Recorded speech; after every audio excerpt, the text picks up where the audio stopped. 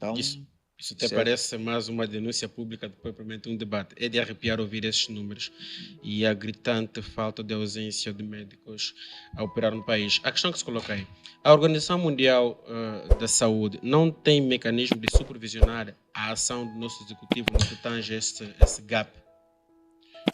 A OMS não tem esse papel supervisor. Sim.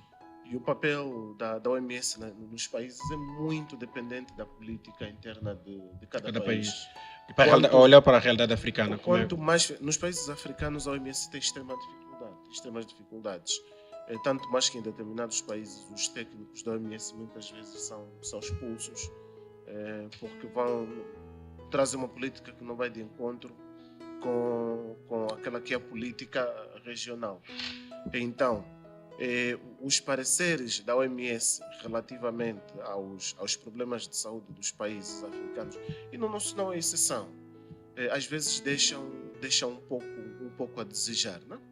Nós vimos em 2020, 2021, por exemplo, o próprio presidente norte-americano a retirar o apoio que ele dava à Organização Mundial da Saúde, porque não ia de encontro, as políticas não iam de encontro com aquilo que era a visão do anterior presidente, o presidente Donald Trump. Mas nós vimos também aqui em África, se a memória não me falha, foi na Tanzânia, onde os técnicos da OMS foram expulsos, quando os testes da Covid iam dando falsos positivos. Aqui, eu não tenho... a minha visão em relação a este aspecto não tem sido muito boa. Posso dar um exemplo que é mais flagrante dessa atuação. Foi no período em que nós estávamos a fazer a vacinação. Nós estávamos a fazer a vacinação contra a Covid-19 a nível do país em adolescentes. Né? Nós vimos técnicos da Organização Mundial da Saúde, do próprio Unicef, do Hospital Pediátrico David Bernardino, do Colégio de Pediatria, em 3 estações, 2 de TV e 1 de rádio, a defenderem a vacinação em adolescentes. Né? E hoje, muitos de nós na altura já dizíamos que não era necessária aquela vacinação, e hoje vimos que muitos países começam agora a avaliar os custos da vacinação em adolescentes. Né?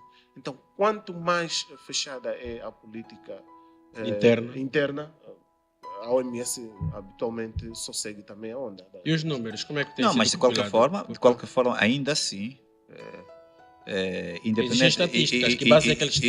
independentemente disto, Jeremias, vale realçar que a OMS desempenha, não vejo fora um ou outro problema, a OMS ainda vai desempenhando um papel muito importante na ajuda e até na elaboração de políticas em muitos países. Mas baseadas em que, doutora Adriana? Sendo que as estatísticas são de alguma forma escamoteadas, a não ter uma abertura do ponto de vista de política interna, como é que conseguem aferir exatamente os números, por exemplo? Mesmo assim, ainda nos países em que eles estão, eles têm um papel atuante. Sim, eles são muito dependentes do que é passado. Do que é passado político.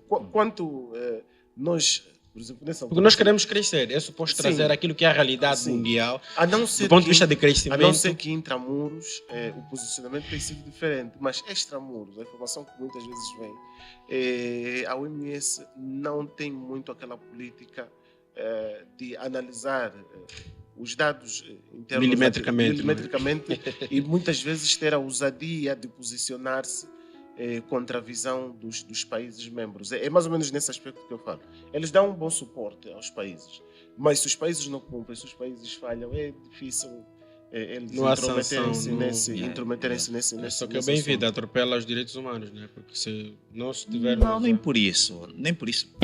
Existem países em que a OMS jogou um papel importante na mudança de políticas.